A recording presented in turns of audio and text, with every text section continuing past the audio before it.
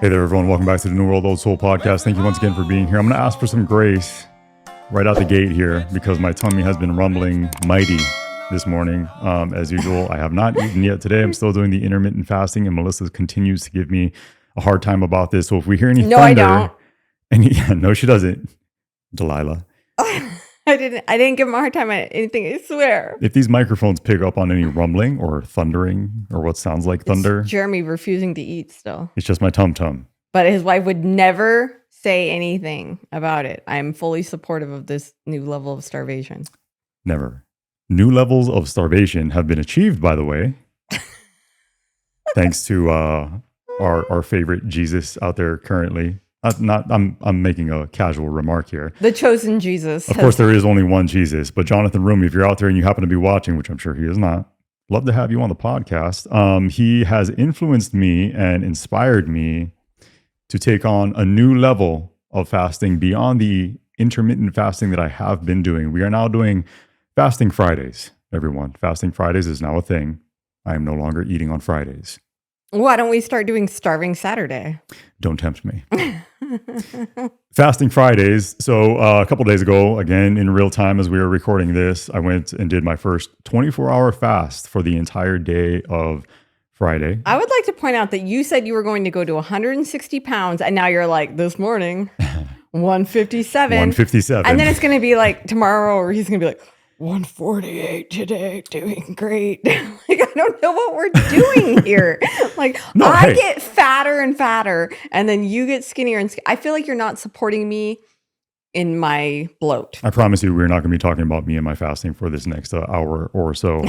But since this has been an ongoing discussion, I feel great. Some of you out there have said that I'm looking too skinny. I'm going to put up real quick. Just indulge me and show a little forgiveness for this real quick flash of vanity. I'm going to show a real quick photo of myself that I took yesterday morning. I have abs again for the first time.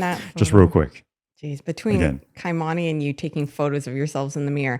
Forgive me for the vanity. More importantly than that, though, is I feel great. And can we very quickly just debrief? I'm doing this for Lent. So Fasting Fridays will be for the 40 days leading up to Easter. Again, this is all inspired by Mr. Jonathan Rumi. If you're out there, we'd love to have you on the show. I just want to reiterate that. Jeremy really wants to talk to Jonathan Rumi. If everybody could do Jeremy a solid and maybe like go over and just let him know that is your favorite TV Jesus. You know, my favorite part of Jonathan Rumi is his voice. Oh gosh, he's so soothing. He's got a great voice. I know. My gosh. And he's not Jesus, but I'm sure a lot of people think that, you know, because we've all watched hours and hours of The Chosen. He's like the best Jesus. Yeah. But I mean, really, he's Jonathan and he has his own message and everything. And he is very interesting and very inspiring. We're always very disturbed when we see him in a man bun with like a leather jacket on. Yeah. We're like, he broke character. I saw a photo of him holding a Starbucks coffee and I was like, no. You put that out. No, Jonathan Rumi. Jesus was not drinking Starbucks. You put that away. I know. It's so funny when any of the people from The Chosen break character. So I feel great. I feel amazing. This first 24-hour fast, I've been looking for an excuse to do a 24-hour fast. And again, my primary motivation for doing it, we're saying this jokingly, is to just get in tune. Are you becoming a Catholic? I'm not becoming a Catholic. Are you sure? Because you've been listening to all these, like I walked out, I dozed off. I was watching the Devil in the Family. Ruby Frankie. Yeah, the Ruby Frankie story, which we'll get into. I was watching that last night and then I dozed off and then I woke up and it was like midnight and I walk out and I go out there and you're laying on the carpet in the living room listening to Catholic, like a call to be silent. It's the Hallow app. What is going on in my living room? Part of this program that they have for Lent on the Hallow app, which not a show sponsor, I'm just a huge fan of the app. It's a great resource for those of you out there with a strong sense of faith. The value in remaining silent, pausing distractions, just becoming more in tune with your individual relationship with God, and the value of fasting that also provides the same thing. The experience was really easy because I've been doing this intermittent fasting thing. We spent the entire day working really hard, which was probably a mistake. Yeah. I did not plan for this well at all. I was like pulling, you guys will see on a Good Simple Living video, but I was like pulling trees up a hill. And I was working really hard, burning a lot of calories. So I felt a little lethargic toward the end of the day. But as far as like hunger. I didn't experience any kind of hunger pangs or anything like that. Felt really good throughout the day. But the meal, when I finally broke my fast, I had a steak because I'm doing this whole ketovore thing. I felt such a strong sense of gratitude and gratefulness, and I said my little prayer to myself before eating, and it was an interesting experience. Even though it was only 24 hours, I would like to at some point attempt a 48-hour fast. I want to see you do a 40-day fast in the wilderness. Do you think that there's a value to come along with fasting, because it is an element, especially of the I mean Muslims do it, a lot of Christians, a lot of Catholics, Jesus Greek Orthodox do it. Yeah. Anytime that there was something going on in people's lives in the Bible where they needed to reconnect with Jesus, or not Jesus, because Jesus was literally like the current character on earth at the time. God, when they needed to reconnect with God, whether it was Abraham or Jesus himself, they would fast and they would go into the wilderness by themselves, because being where it was quiet and you had no distractions and you had no people around you, like you had to be totally alone in a silent environment and fasting to reconnect with God. It helps facilitate that yearning for strength internally. And, so many people, when confronted with, a struggle of some kind, so many of us turn to God in that moment when you feel like you have nothing else. And I think, fasting is a little hack for facilitating that. Because when people would fast, it wasn't a moment of strength. It became a moment of weakness. And that's when like Satan would try to come and infiltrate and tempt them. Yes. Yeah. It's a really interesting exercise. Highly recommend it for those of you out there who are just looking for a way, like I said, stop eating. To get more in tune with I can't do it right now. With your sense of faith. I'm not recommending it for you. Of course, you're growing a baby, a human being.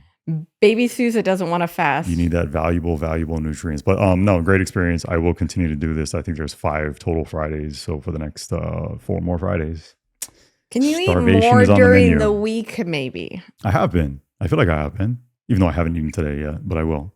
Yeah, the other day I was like, Jeremy, you're just not eating enough calories, even for carnivore. And you were like, I've had 1 steak, a beef stick, and 2 rice cakes today. Like you were like trying to talk it up like, I had 1 rice cake.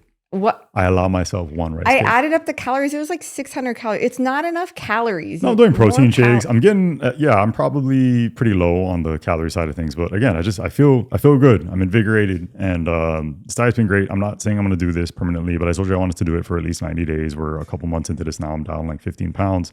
Energy levels up. Been feeling awesome. So that's good. I'm glad you're feeling good. The abs look good. The abs are shredded. Thanks, Mama. The butt's non-existent. The butt disappeared. Hey, and I always liked that part of you. That was a nice part of you. There was always going to be a drawback. Sacrificial lamb in this case. The butt. The buttocks. The buttocks. I vote to bring it back. All right. That's enough. That's enough fasting chit chat.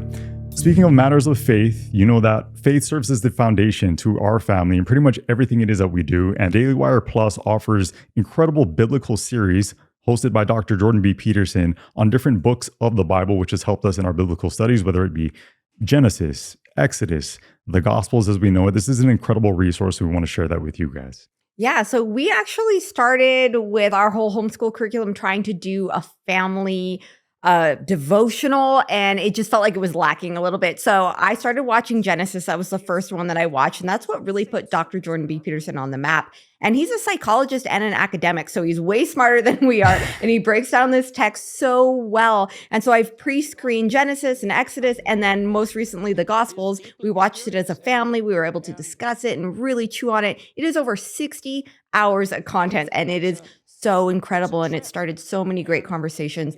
And he brings on panelists that have totally different backgrounds, different religions. So you're able to get all this fresh perspective that you normally would never get. Now, Dr. Jordan B. Peterson really does have an amazing ability to tie in biblical texts into our modern day morality and how the Bible has helped to shape Western civilization as we've come to know it.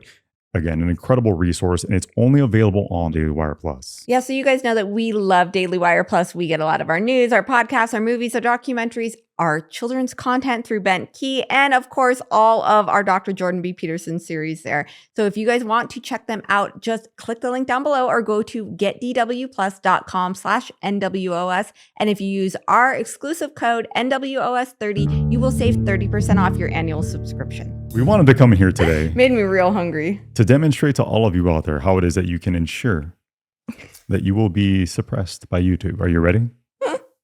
Are you ready for it? So Trump this week. Because here we go. So a few days ago now, President Trump addressed a joint session of Congress. That's right, YouTube. Turn it off. And we're done. Shut him down. Essentially, he did what equates to like a State of the Union address, even though he's only been in office here for a few weeks now. Interesting feedback across the board, across the media landscape. There was a lot of interesting feedback. I thought it was a disgusting display on the part of the Democratic Party for those who were present for the speech, in their lack of, I don't even know what words to use to describe their behavior, but it was repulsive. Well, I mean, they kind of pulled this stuff like when he was president, like he did a similar thing in 2016. Remember, they all dressed in white and they started singing, or they started chanting USA, USA, like when he was trying to speak. Mm-hmm. And I mean, I like that they were chanting USA, and like even Pence was like, you know, but, and then like the Republicans started like chanting it back to him. And it was kind of nice to see Congress chanting USA, but it was done to disrupt. And this time they wore their hot pink. Did you see like the two Republican women that wore hot pink? Because it's like a thing right now, these hot pink suits. And they wore it. And I think I don't know if they didn't get the memo, but they were like, oh, we're wearing the wrong color tonight. It was so funny. I was just like, oh, geez, ladies, come on. But they wore their hot pink and they had their little stupid signs on their popsicle sticks. He lies. Like they're at an auction. DOGE steals. The irony of the messages on those little boards and posters that they were holding up, I'm like, you are the ones guilty of what it is you were accusing him and Elon Musk of right now. What are you so upset about? The thievery? The theft? Getting caught? Because I'm pretty sure you guys are the active participants and we're trying to rectify the issue it is that you caused, doing exactly what it is you're pointing the finger at them about. Right? Yeah. So today we want to get into that a little bit because there were some really strong messages. There was a lot of spending that was exposed, that they were just every time that he brought up something that DOGE found. And these are things that you can literally go over to the government website, look them up, see where the money went, and they're heckling him. You lied, not true, like every single thing. So you're literally saying that there is zero government waste. There is no inefficiency, and that everything they found is a lie. It's all fabricated, all of it. The theater and spectacle of what transpired was something that, I mean, anytime Trump is involved, it just seems like things get out of hand, out of control. But this was like next level, was it not? It was very ridiculous. So there was some people that were, I mean, honored, families that were honored. Great moments. I've never seen any kind of behavior like this before from either side, where they can't stand up for anything. The partisan, I mean, it was out of control. There were some great moments, I think, undeniably great moments. And in fact, I have this USA Today article pulled up here to where 70% plus of Americans came away after watching Trump's speech, came away saying that it was incredible, it was inspirational. They said it gave them hope, right? Yeah, it instilled a sense of hopefulness. And this is a Quinnipiac poll as well as a CNN, no friend to the Republicans or Donald Trump. 70+% of people came away from the speech saying that, no, this was great. It was heartwarming, made me feel hopeful in the future. Despite that, like I said, there were some great moments, the best of which, and I became emotional watching this. How could you not? You've got to be dead inside to not feel any sense of emotion when he highlighted DJ Daniel, a young 13-year-old brain cancer survivor who was present. He was in attendance there with his father, who was proudly lifting him up so that the audience that was present could take him in. And he was so cute when he hugged the guy. Like, oh my gosh, like, absolutely adorable. He goes in for hugs. He hugged Donald Trump too. So he's a 13-year-old brain cancer survivor who has a desire to get into law enforcement. Later in life, he was made. He's not a survivor of brain cancer. He has terminal cancer. He's surviving, let's say. Put it that way. He's still, yeah. So he was given 6 months to live at like the age of 6.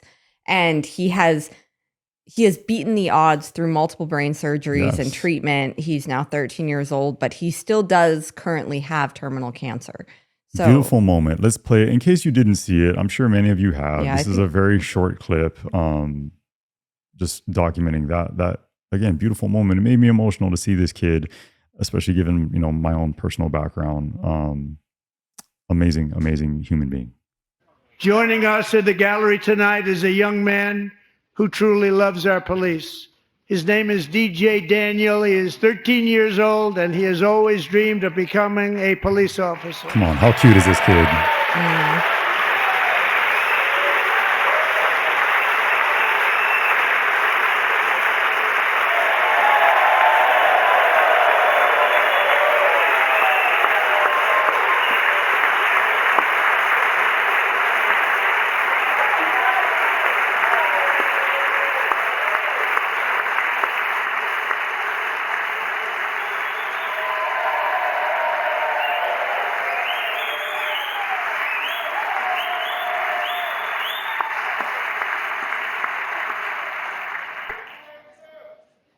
But in 2018, DJ was diagnosed with brain cancer.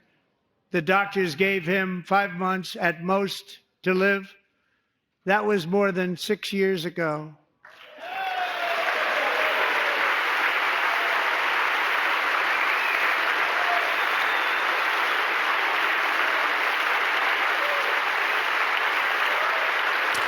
Debbie Wasserman Schultz folding her arms, looking perturbed. Shameful. Since that time, DJ and his dad have been on a quest to make his dream come true, and DJ has been sworn in as an honorary law enforcement officer, actually a number of times. The police love him, the police departments love him. And tonight, DJ, we're going to do you the biggest honor of them all. I am asking our new Secret Service Director, Sean Curran, to officially make you an agent of the United States Secret Service.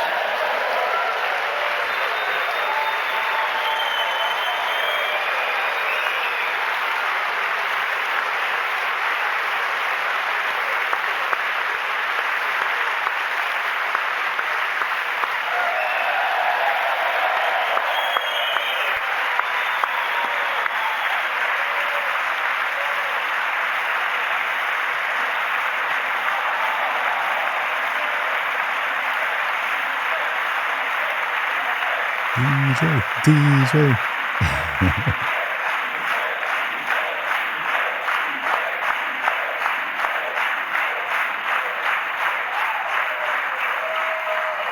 Thank you, DJ.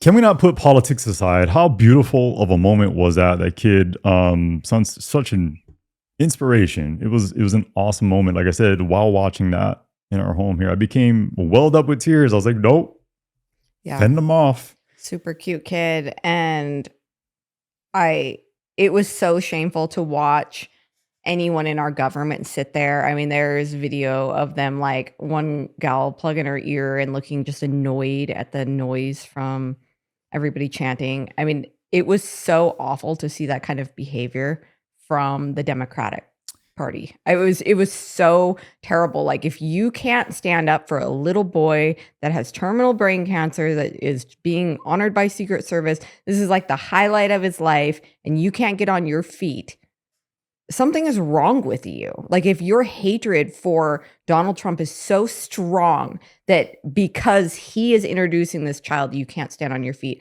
I just don't see it if it were reversed or if it were any other time in history, even from the Democrats. Like, what is going on with them? We spoke about that last week again. How can we not put aside partisan politics there while you're present in front of this kid, not taking in this moment? Is there not one, two, or a handful of you in this moment that can't be like, look around at your peers, your colleagues, and go, you know what? I'm going to stand up for this kid. This is wrong. I'm going to do what's right. I'm going to stand up and applaud this child for his battle.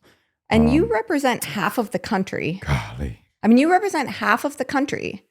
But 70%, according to CNN, is saying that this all made them feel happy and hopeful. And I bet if you pulled people specifically on DJ, it would be significantly higher. So you're no longer representing the people that voted for you when you sit there and act like that. To go back to this poll here that I referenced a second ago, the Quinnipiac poll following the speech, it was described as being very presidential, inspiring, unifying, and entertaining. The Democrats following the speech were polling at an all-time low with a 27% approval rating. The Republicans in Congress, in the same poll, if I can find it, indicated that they had a 40% favorability rate with the Republicans, which is in stark contrast. It is a record all-time high. Yeah. So the Democratic Party is not doing themselves any favors. Not helping them would be the leftist media here in our country with some of the reaction to this very moment, specifically the anchors on MSNBC, Rachel Maddow, and I forget the other gal's name. And, we've been accused of only taking in conservative media, you and I, but I will have everyone out there know that the majority of the media that I watch solely for entertainment purposes at this point actually is a lot of MSNBC and CNN. If you go through my YouTube feed, it's pretty much all I get served up. And because I like diving into the comment section, I like seeing the way that people are reacting to the propaganda machine in action, doing its thing, in the way people are now in today's day and age, thank God, the way that they're appropriately reacting and responding to just some of the absolutely insane remarks that are being put out there into our world, again, addressing this moment in particular. A lot of backlash coming their way. And here is what was said on MSNBC. But I think this was a lesson in finding one thing that you let yourself feel. And I let myself feel joy about DJ, and I hope he's alive for another, 95 years, right? And I hope he lives and the life he wants to live. He wants to be a cop. He knows what he wants to do. And maybe when you have childhood cancer, that crystallizes for you. And I hope he has a long life as a law enforcement officer. But I hope he never has to defend the United States Capitol against Donald Trump's supporters. And if he does, I hope he isn't one of the 6 who loses his life to suicide.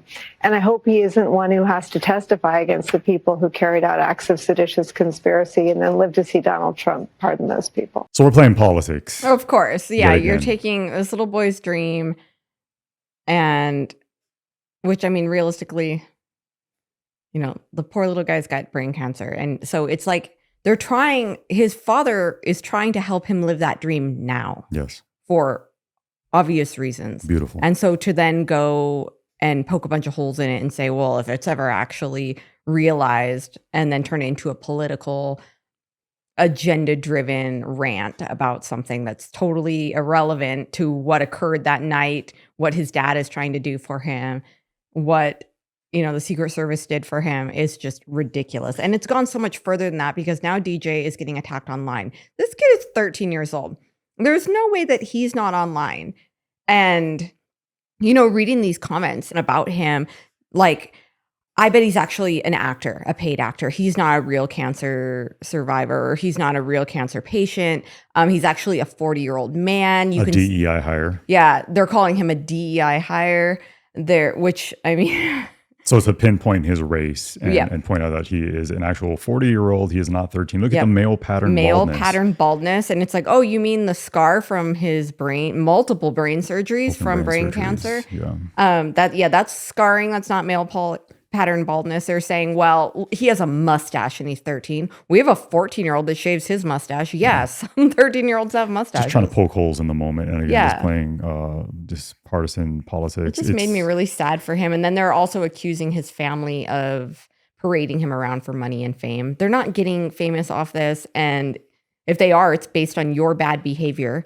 And they're not parading him around. They're helping him to realize his dream while he can.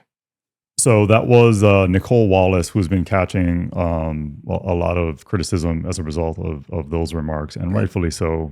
I'm not going to delve into it further. I think it speaks for itself. And I think one of the many things that I'm grateful for in this current day and age is that people are showing their true colors. They're showing you who they are, what it is that they're about. And never before, do I believe, has it ever been so abundantly transparent. We're getting to see the way these people feel and genuinely think. Well, and how radical they are. So I think it's something to think about when you vote. I mean, if half the country's voted these people in, but they have a 21% approval rating, it's like you are not representing the people that voted for you anymore. You have gone so off the deep and extreme, Yes. and you're not doing yourself any favors. Nope. If you want that pendulum to swing back your way, or if you ever want to be the majority again, then you need to start listening to the American people. And they think they're acting righteously and justifiably. And yeah, like you said, and They live in an unfortunately, echo chamber. Completely. But so many of these people will be reelected during the midterms. Mark my words. But it's something to think about. Like look at what they were doing during the speech and then really decide if that's who you want representing you.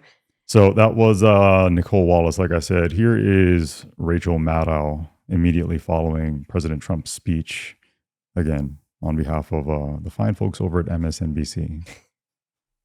For the record, and this is disgusting, the president made a spectacle out of praising a young man who's thus far survived pediatric cancer, as if the president had something to do with that. This was in the midst of him praising DOGE. The DOGE cuts, among other things, have cut off funding for ongoing research into pediatric. For pediatric cancer. We're going to dive into that. We're going to dive into that because we've been asked about it a lot.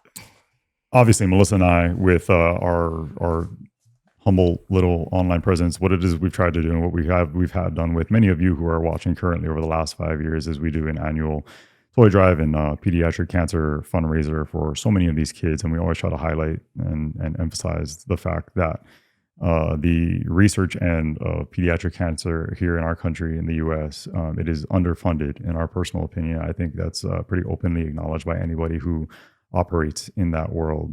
So we try to do, what little we can collectively, along with you guys who do such a great job of coming through every year with raising funds to help our local chapter here, who runs a nonprofit that goes toward benefiting so many of these pediatric cancer patients and their families.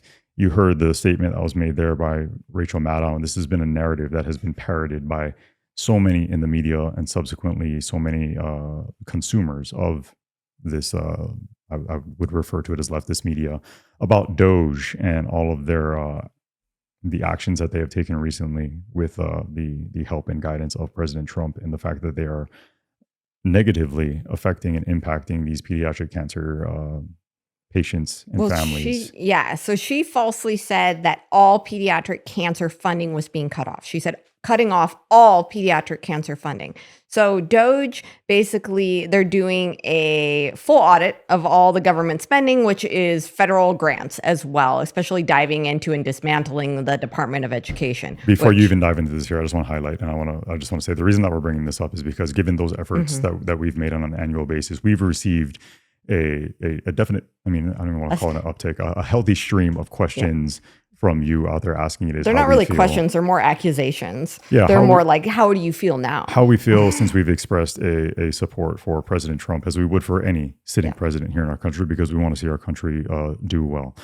How it is that we feel about these perceived cuts that are being reported in the media negatively impacting, again, these pediatric cancer patients and their families. Okay. So DOGE is, of course, making efforts to, I guess Trump is making efforts to dismantle the Department of Education. That's going to affect federal grants and how those are done. So they're auditing the whole system and what they're doing as far as cancer research goes in these universities. This is not for all cancer research or pediatric cancer research. This is for university cancer research, pediatric cancer research, all cancer research. But of course, they're pointing out the pediatric stuff because, that's what's going to get people upset. So they are capping indirect costs at 15%. So to explain that a little further, when a scientist at a university or a university department gets a federal grant for cancer research, let's say pediatric cancer research, if it's $100 million grant, there is an additional amount given for indirect costs. So it doesn't affect the actual amount for the research itself. There is an additional amount for indirect costs, which is administration costs and housing costs and things like that. So operational costs. Operational costs. Yes. So it says it's for, let's see. And that is always a percentage that is dictated by the total sum of a grant. Yeah, facility, housing, and administrative costs. So this is in addition to. So you get your $100 million grant, and then they want to cap that additional amount for facility, housing, and administrative costs at 15%, because currently they're at 27 to 28%. And in many cases, they found that they were upwards of 70 to 90%. So a university was getting a $100 million grant, but then they were getting a $90 million grant to pay like overhead costs. And there was no oversight, and there was a bunch of waste, and there was a bunch of people lining their pockets with this money, or the universities lining their pockets with the money, and none of it was actually going to the research. This is additional costs. So by capping the indirect costs at 15%, saying, okay, you can have these same grants, but you can only get 15% in additional costs, it's going to leave a lot more money to go to actual cancer funding. So they're not cutting the cancer funding budget at all. They're only capping the amount of the pool that can go to the additional costs. And that is so important to understand. And they are completely lying by saying they're slashing cancer funding. So this is skewed Significantly. So actually, there was a hematologist, oncologist, and professor in the Department of Biostatistics at the University of California, San Francisco. I'm sure they're friends of Trump. Yeah, not really friends. He said if overhead is capped at 15%, there will be a lot more money for NIH to give to test trials and actual science.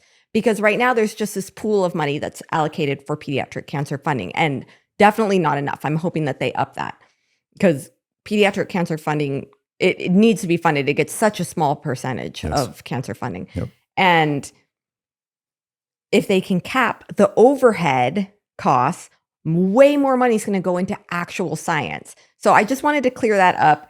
Please, when you hear things that sound insane, do your research, dig into them really, and get off of propaganda news.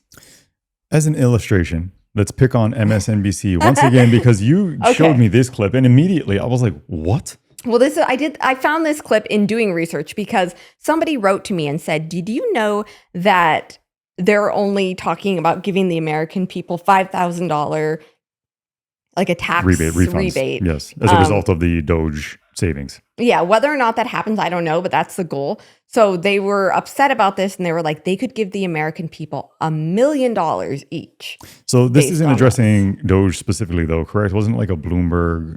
Yeah. So I'll just play the clip and pay attention to the math. The part of this that I found so astounding was the fact that, again, this is MSNBC, right? This is nationwide media, corporate. It gets no more mainstream. Pay attention to the math of this statistic and the fact that people took it at face value, as unfortunately people so oftentimes do. Tell me if this adds up. Somebody tweeted recently that actually with the money he spent, he could have given every American $1 million. I've got it. Let's put it up on the screen. When I read it tonight on social media, it kind of all became clear. Bloomberg spent $500 million on ads. U.S. population 327 million. Don't tell us if you're ahead of us on the math. He could have given each American $1 million and have had lunch money left over. It's an incredible way of putting it. It's an incredible, well, she goes on to say, it's an incredible way of putting it, and it's true. Let me play the rest of it. Incredible way of putting it. It's true. Does that make sense to anyone? 327 million people in our country, and they're looking at this $500 million, saying that every single American could have been given $1 million. Yeah, and still had money left over for lunch. I literally asked Eli. I was like, Eli, how much would each person get? I did it like a story problem, and he was like trying to do mental math in his head. He's like, I don't know, like $1.40 or something.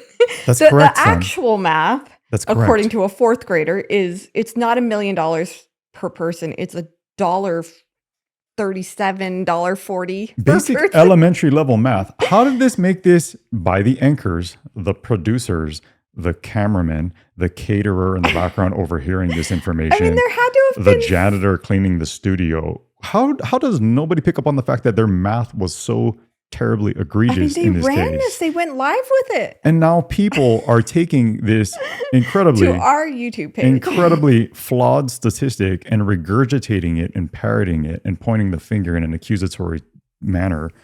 This is funny, but why it's not funny. we should not be entrusting the mainstream media here in our country. I'm not saying that by default, you should then turn to people like us, because we also don't know what we're necessarily talking about. We express our opinion a lot of times, but I'm sorry, how did this make it past the goalie?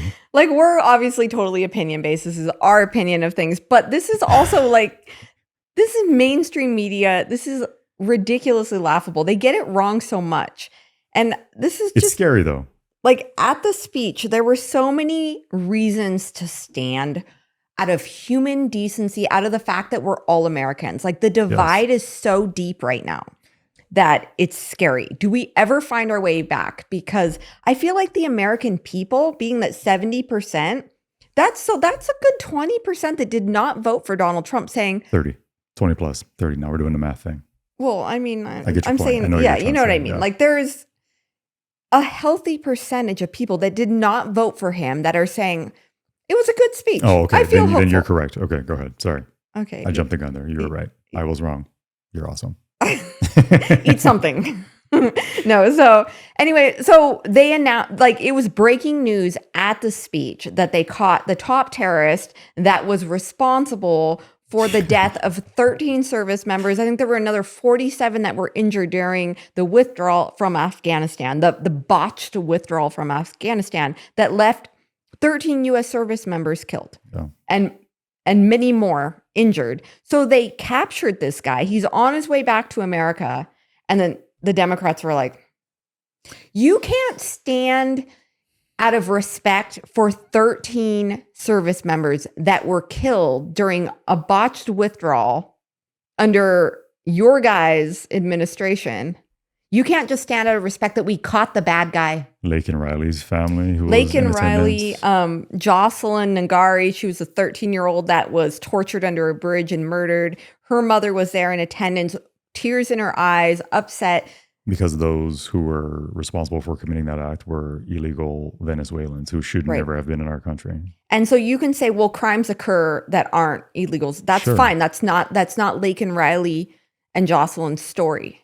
Their story was people that never should have been here. And when they honored their families, their mothers, their sisters, they still just sat there stone-faced. Like, we don't care about those stories. There were so many moments. Everybody it is that was highlighted during his speech. I mean, we should Mark Fogel. We should all be on board. We should all be on the same page here. Like, this is fantastic news. These are great stories of American resilience and perseverance. How do we not stand and applaud for these people? Well, like, Mark Fogel was just released from a Russian prison. He was caught in Russia in 2021 or 2022 under the Biden administration for having medically prescribed marijuana with him. Mm-hmm. And he got arrested and held in this Russian prison, and they made no attempt to get him back. And Trump was able to get him back. He's back on American soil. He's back with his family where he belongs. He never belonged in a Russian prison. And they couldn't stand for him. They couldn't be like, welcome home, you know? Like, you guys hate Russia, so you can't even celebrate that? Of course not. Like, it's just nuts. And then Peyton McNabb, she was injured in 2022 by a trans athlete. A biological man slammed a volleyball in her face, causing a brain bleed, a traumatic brain injury. It ended her athletic career. And now she has, like, ongoing concussion issues. She lost movement and, like, she experienced a brain injury as a result. Yeah, like a brain bleed. And so they tried passing the Protection of Women and Girls in Sports Act last week. And it failed because they had every single Democratic senator vote no on the protection of women and girls in sports. And only 2 Democratic House members voted yes. So they had just basically zero Democratic support. And so the bill failed. And that is a clear representation of how detached they are and how deep their hatred runs for Trump, that they're willing to like burn at the stake for him.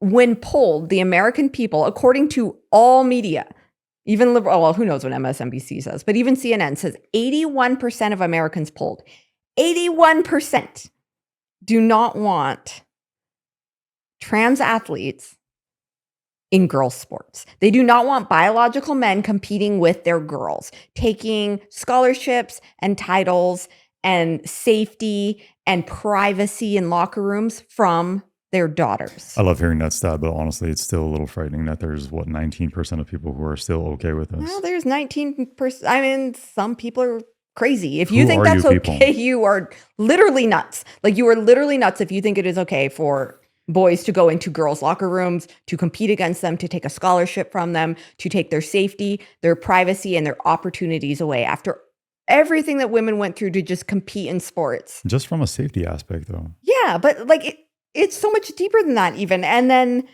so there's still 19%, but to have all of Congress vote no on that, it's like, you're not representing your own party. You're not hearing people. You're not and representing this is why you lost last time. Yep. You got smushed last time because you didn't listen to the concerns of the American people. It's become religion. Yes. You abandon all common sense and you play, it's tribalism. Again, we pointed this out, I think last week. It's just apply some common sense, be reasonable. And how many of these people have children? I'm sure many of them do. Yeah. Which is, again, well, some of them have so trans disturbing. children. And so they're more, they're more worried about their own. But despite children. that, anytime you see any type of discrepancy, would you put, regardless of whether or not your child is a trans child, would you ever put them in a situation that would endanger their health and safety because of a massive like physical discrepancy between them and like an opponent? Like where does your care and concern lie? Because this is a very straightforward, it lies in their own issue. agenda, and it's a complete disregard for everybody else. They're willing to cast everything else aside. It's a complete lack of objectivity. Yeah, like I will disregard the feeling of security of all of these women and girls for my child or for myself. And it just seems like a very selfish way of looking at things. So you have this very small minority completely disregarding the feelings of the majority of people. Yeah. And I mean, it really is a majority of people. You could poll almost any mother out there and say, would you be okay with an adult man going into the bathroom with your daughter in a public restroom? Something that you've experienced. Something that I've experienced. Like we were going to do a podcast in Seattle, and then I had to pee. And so we were like looking for a bathroom and nothing was open. And then we finally find this building. I'm like, there's got to be a bathroom in there. So I go in there, there's a Starbucks, and then it's like around the corner where all this construction was going on, and there was a bathroom, and I was like, okay, that works or whatever. And I go in there, and there is a clear man putting on full makeup in high heels, mini dress. And this is like a very large, muscular man. And he's like, hi. And I literally just backed out of the bathroom. I'm like, I'm not going in a remote bathroom with a man in here. Like, you're just asking for trouble. So then I didn't get to pee. And I was literally like, of course, Seattle, you know, like, and then when we were at the airport, I took the girls in the girls' bathroom, and there were two biological men kind of dressed like women. It was in Hawaii. And I mean, they were like clearly from there, and they were taking pictures and selfies in the girls' bathroom, like to make a point. We're in the girls' bathroom. Yeah. You know, they were dressed up like women. And it was just so like, not only are you in the girls' bathroom, but you're taking photos. Do you think that, so I heard an interesting opinion here recently about how it is that we can resolve this whole bathroom issue. Do you think that men and women should have separate restrooms? Absolutely. I agree. The example was suggested by, I forget who it was I was listening to, of them basically saying, when you're on an airplane, there is no men's restroom, women's restroom, but it's an individual stall that is, it can be occupied by either gender, but you're by yourself. You're completely by yourself, and that doesn't resolve the issue. That's a totally different situation. No one's going to be assaulted in an airplane bathroom. Correct. You're opening up opportunities for predators to access young girls or young boys by dressing like the opposite gender. You're asking for problems. I think that's been proven over time. Yeah, There are numerous examples. There's been so many essays that have been caught in locker rooms, staring at girls undressing at YMCAs, at Planet Fitness, because Planet Fitness can't get their head out of their bums. And for all you Canadian viewers out there, my family is from Canada and we say bum. So they allow men to go in, and then they found out like this one guy that was watching these girls was like a total predator.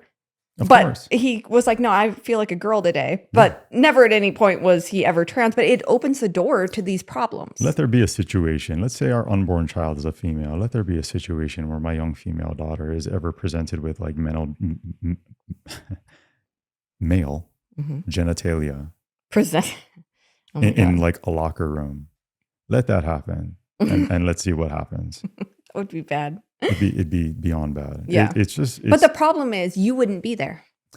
I wouldn't be there, but you told me about that guy in Bellevue when we were in Seattle. And I mean, I'm not going to like march and go out of my way. You're an adult female, but it's a situation that it should never be an issue. And there was a men's bathroom. That's not a scenario that should ever play out in real life. My wife shouldn't be coming back to the car going, yeah, I couldn't pee because there was a bro in the female restroom. A big scary one. Dressed like a girl. Like it looked like something from Silence of the Lamb.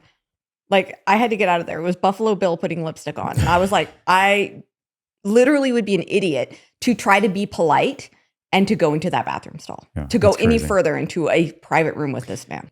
For the sake of being relatively fair and just across the board here, can we talk? You showed me this video that was posted on Truth Social by President Trump of the Gaza Strip. Yeah. And you said you came away from it saying that you found the video to be disturbing, which I agree with you, a little baffling as to how it is, conversely, how it is that our sitting president can make such a post, because there's a lot of visual representation there that you could make the argument for as being like evil and demonic. Yeah. Let's criticize the right for a little bit here now that we've been bumming on the left. So I want to be fair in this, because the divide is so deep in our country that the left is acting obnoxious. But I feel like there are a lot of people, not everybody, but a lot of people on the right are acting obnoxious also. Sure. They're acting like, haha, we won, and they're making fun of people. Jeremy and I have been gold and silver owners for over 20 years because it is the currency of the world for over thousands of years. Paper currency like the dollar gets overprinted and lose their value, which is why gold and silver has been our family's safety net through the years. Yeah, while we've seen some tremendous savings in our country over the past month or so, it's going to take a lot of work to get our nation's debt under control. Now, don't get us wrong. We have high hopes for America, but something you can do right now is start protecting your own wealth against the past legacy of insane money printing and inflation by buying some gold and silver now. Yeah, we actually just completed a purchase last week using Lear Gold, and it was so smooth and stress-free. I was able to give them a call, let them know what we were looking for. They walked us through all of our options. They then sent us a quick invoice, and very quickly we had our purchase in hand. I've bought gold and silver over the years, and my experience with Lear Gold was by far the best, which makes me feel really good about recommending them to you guys. So if you're curious about taking a proactive approach to protecting or diversifying your hard-earned money, you can learn more by calling our friends over at Lear Capital today. They'll show you just how easy it is to move some of your savings or even your retirement accounts into gold and silver that holds value and protects your wealth long term. To learn more, click the link below or go to learnewworld.com and get your free gold and silver wealth protection guides. There is zero obligation. It's just free information. So you can also call them at 800-330-4630. And when you do, ask them how to get up to $15,000 in bonus gold or silver with a qualifying purchase. Or they're boasting, or they're also not taking the feelings of a large majority of the population. Majority? A large portion. Yes. Yeah. A large portion of the population into account on a lot of issues. Sure. So there's some issues where I'm like, no. Like, protection of women's sports. Clearly I'm with the majority on that. But there's other issues that are really back and forth, like the issue with Gaza and Israel, and there's a lot of people that are really torn on this, and the whole Gulf of America thing, the red, white, and blue land instead of Greenland. Does the Gulf of America thing bug you? Because I actually have zero problem with that one. I think it's mildly, it's funny. It to me. doesn't bug me. Not at all.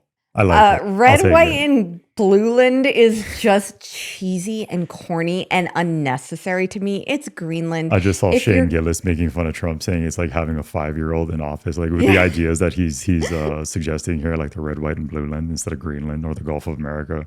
Funny. Yeah. Okay. So then this video came out. I know he didn't make it, but he saw it and he shared it. And it's basically like his vision for Gaza. Right. I'm not really that supportive of or supportive at all. One, I don't know enough about it, but two, I don't see why we would purchase Gaza or take over it. It's not ours. The part that I think we both found very disturbing was just some of the imagery, like I said, like the golden statue, the massive golden statue of Trump. Yeah. And all the little golden statues, it's like which total could be completely. idolatry. It was just all about Trump. It's like, you know, Trump resorts everywhere and stuff. And so yeah, like obviously he didn't. It's an AI video. We'll attach it here. I'll put it into the final edit. But obviously he wasn't responsible for making the video. But regardless, why take something like that and poke? And total misstep on President Trump's part. We are troller in chief is what people are calling him. He just likes to antagonize and to troll, and I think he thinks it's funnier than it is. You pointed out that he was described as being very difficult to defend sometimes, and yes, completely supportive of many of the things. I won't say all things because I don't like absolutes, but most of the things that he's trying to implement here when it comes to policy in our country. But yeah, the man does make it very difficult to defend him sometimes with some of the things. I'm like, I forget what we were watching. Oh, I think it wasn't the Zelensky meeting that he had where he'll make a great point where I'm like, yes. And then he follows it up with like, oh, this is why no one watches CNN, or this is going to be, that was the remark. This is going to be great television with a smile on his face. I'm like, brother, this isn't about great television. These are massive issues that are to be taken seriously, that we could be sowing the seeds of World War III here. This isn't great TV because of the level of drama. This is an incredibly serious matter that we should not be making light of in any way. That bothered me. But again, for the most part, with his agenda and the things that he wants to implement, I'm in complete support. It's just little moments like that. I'm like, just leave that out. Omit that. That's completely unnecessary. It's completely irrelevant, and it does nothing but a disservice to you and people like us who are very supportive of what it is that you were trying to accomplish. Yeah, I love that he's trying to end long-standing wars and conflicts around the world. Yeah, beautiful people message of peace, which the Democrats also have a problem with, which I don't understand because they were supposed to be the party of peace. Literally, the only thing that Elizabeth Warren got on her feet for was when he was like, "Oh, you want the war to continue?" and she stood up all snarky, and he's like, "Pocahontas He followed that up with the Pocahontas remark, which I've used myself, I will admit, because it's funny and comical. But she's doing herself in. Let her actions speak for themselves. She's showing her true colors in that moment. Many of us are smart enough to interpret that properly for what it is. She's pro-war, and so many on both parties, not just the Democrats, but so many are in favor of these wars because they profit tremendously, making millions and millions of dollars, all of which goes directly into their pockets at the cost of real human lives that are completely inconsequential to the people who are profiting. It's disgusting, but the Pocahontas remark again. Yeah, unnecessary. Yep, unnecessary and just not helpful, and it doesn't him no favors. It doesn't heal the divide. No, not at all. Like if you have to win them over with kindness. You have to win them over with understanding. She's exposing herself in that moment. That's all we needed. Yeah. Let her do it to herself. Yeah, exactly. So he just can't help himself, though. I love that we're auditing these government departments. I love that we're bringing down government spending and waste. I love that we're bringing U.S. taxpayer dollars back to the United States, possibly even back to the pockets of Americans. But at least it goes towards paying off our debt instead of Sesame Street programs and studying educational outcomes in countries that are not our own when our own education department is failing. Like, I love all of that. I love the talk about more cancer funding and trying to come up with, I don't know how I feel about a cancer vaccine, but like there's a lot of good things that are happening, or at least good conversations that are happening. But then when you see something like this boastful video, it does America no favors worldwide either. Like when they're looking at that, they're going, why would America take over Gaza and then turn it into freaking Las Vegas with a golden Trump statue, like he's the golden calf. Yeah. And like, it's like, ooh, you really missed the mark there. And then like, it's like Elon Musk with hors d'oeuvres, and then like and again, Netanyahu. he didn't make the video, but even if you watch that video, if you're tacky. Trump and you enjoy it and you think it's funny and all that, like, it's such a misstep to then forward that to everybody that follows you online. Like, it's just, again, just like, I feel like there's too much broing out going on at the White House right now. with that it's stuff. Too many bros. Like even with the whole DOGE thing, like we have to be sensitive with DOGE, because although they are finding a lot of waste in government, like they're finding a lot of waste. It's great. But you have to understand and be sensitive to the fact that there are real lives and real jobs behind these cuts. Sure. So whether or not the jobs ever should have been there in the first place, whether or not these people are able to come up with 5 things that they actually do in a week, whether or not they're reporting to work, there's still lives and jobs behind them. So when somebody shows up at work and they're told you have 15 minutes to get your shiz and get out, and everyone has a box on their desk, like that's devastating to the lives and the people behind them. And for sure. There were good people that lost their jobs, and there were jobs that were cut that those people felt like they were doing something and that they did have value, and their entire department was cut. Yeah.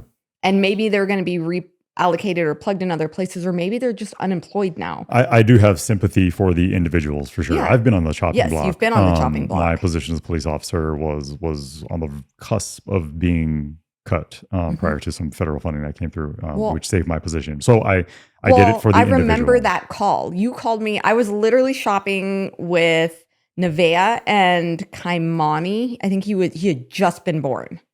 Like, so I had an infant and a 4-year-old in my shopping cart. I'm at Winco. I'm like I have my coupons and I'm trying to grocery shop. And you called me and said, I have a layoff notice in my box. I got a literal pink slip in my mailbox at work. Yes. And I remember the fear of that and going, oh, what are we going to do? But you know what? We would have done something. So for these people, like, yes, I do have sympathies for you in the fact that you lost your position. I'm not sorry that your position is no longer a unnecessary burden upon the American people and the American taxpayer.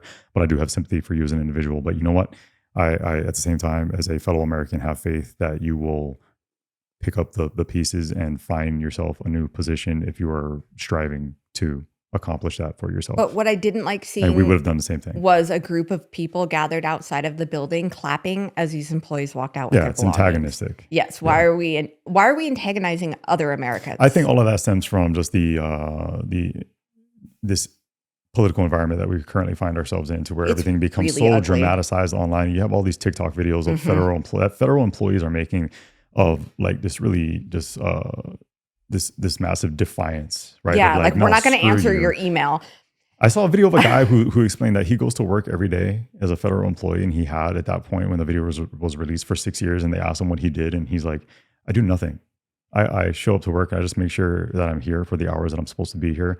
But literally for the last 6 years, can't tell you that I've been serving the American people in he's honest. in my role and capacity as whatever it is that he was. So, I mean, yeah. And I don't think that's everybody, but there are a lot of jobs like that out there. Yeah. They do need to be cut. And I'm sorry that there are lives and livelihoods behind that, but you need to go find something that is actually beneficial. Like you said, it doesn't make it right that you then applaud and antagonize the people for having to regroup and rebuild their lives as a result of losing their position. I'm with you. Yeah. So I just think that there's a lot of antagonizing on both sides. There's a lot of pointing fingers on both sides. There's a lot of ugliness and hatred. I mean, sheer hatred on both sides of the aisle. And it's not doing any good to repair America. No. It's just making us more and more and more divided. And the more social media and TikTok and X posts and fighting and stuff that goes on, it just makes it so much worse. Like, both sides are kind of showing this level of immaturity. And by not standing for any of these great people, you show your immaturity and your hatred by antagonizing the other side and going, I don't care what you have to say or how you feel. We're going to do it anyway. Yeah.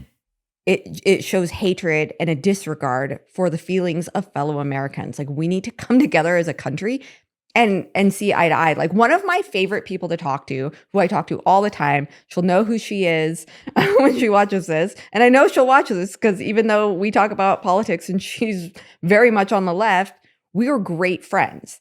And I have some of the best conversations with her because although we're on totally opposite sides of the political spectrum, we have so much more in common than we have as far as differences Yeah, go. you're able to find common ground Yeah. and treat each other with a basic baseline level of respect, Yeah, which is so important. we're women, we're Americans, we're human beings. We want what's best for this country. We want what's best for people. You just have different We opinions care on how to about go about people, doing that. and we just have different political views. Yes. But we have so much in common Yeah. that we're great friends. I do think that the right is better at that than the left has been. I think the tolerant left is very, very intolerant. I think, for us, there are a bunch of people that I follow on social media, especially who I can guarantee you I vehemently disagree with, but I love what they do.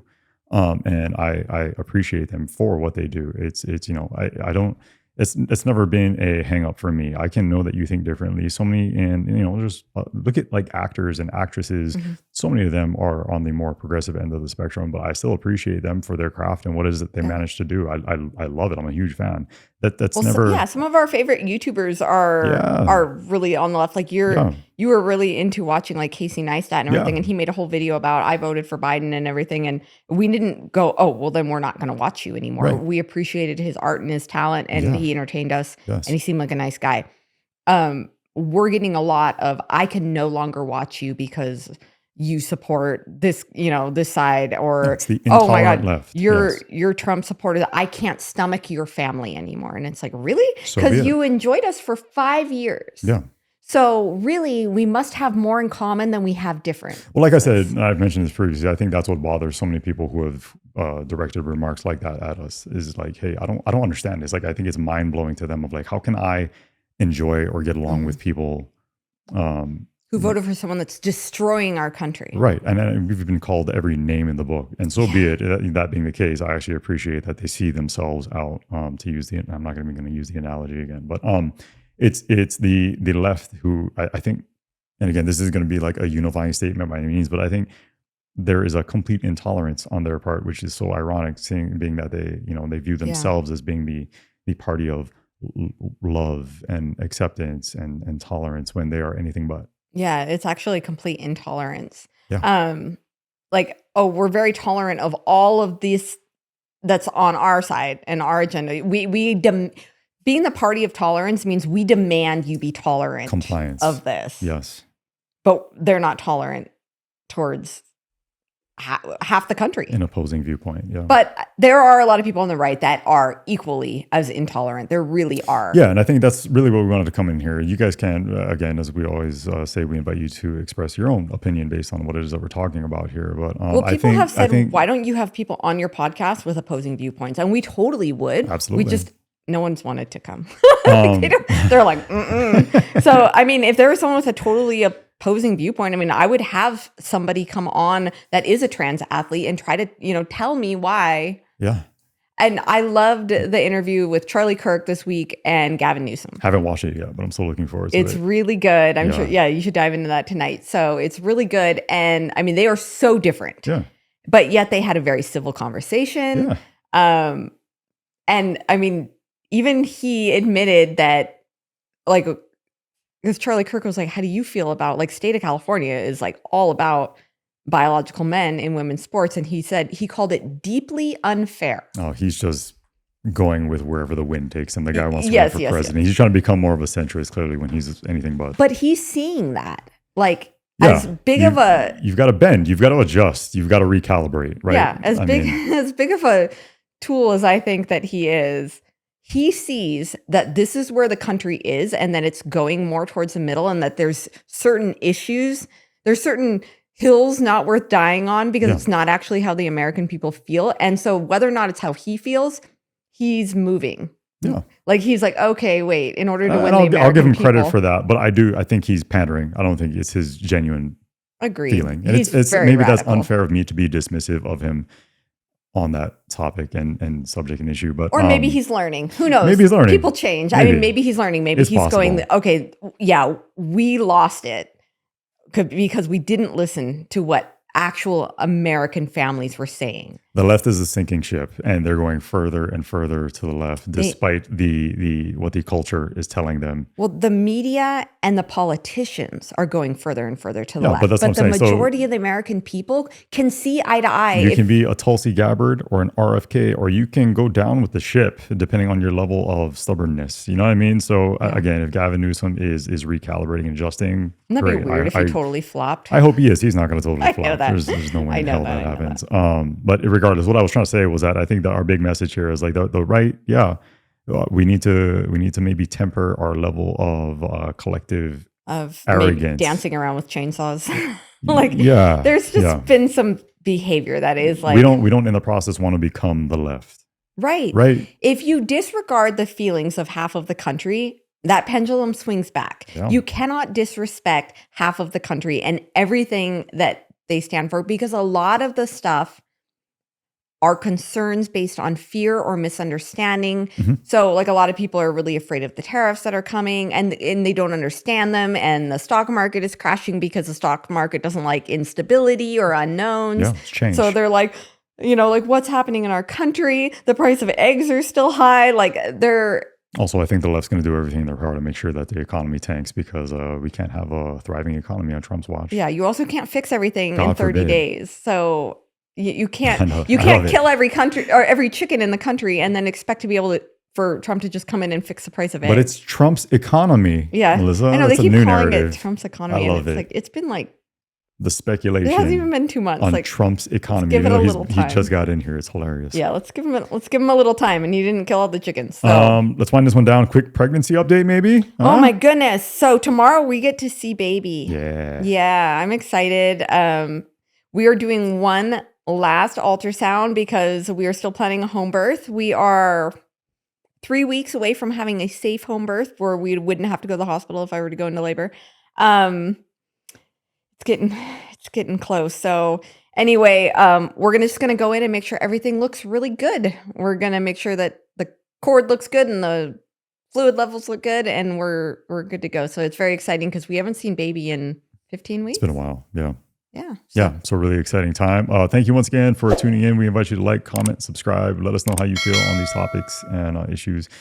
Like Melissa just mentioned, stressful time around here, a lot of stuff going on. So we so appreciate you being here while we try to do a lot in a very minimal amount of time. Our lives have become extremely, extremely busy, and that's going to persist here for a while. So appreciate you guys being here to help support what it is that we're doing, especially on the podcast. So we will be back here next week. Yep. Until then, love and appreciate you. Prayers. I need to go get something to eat.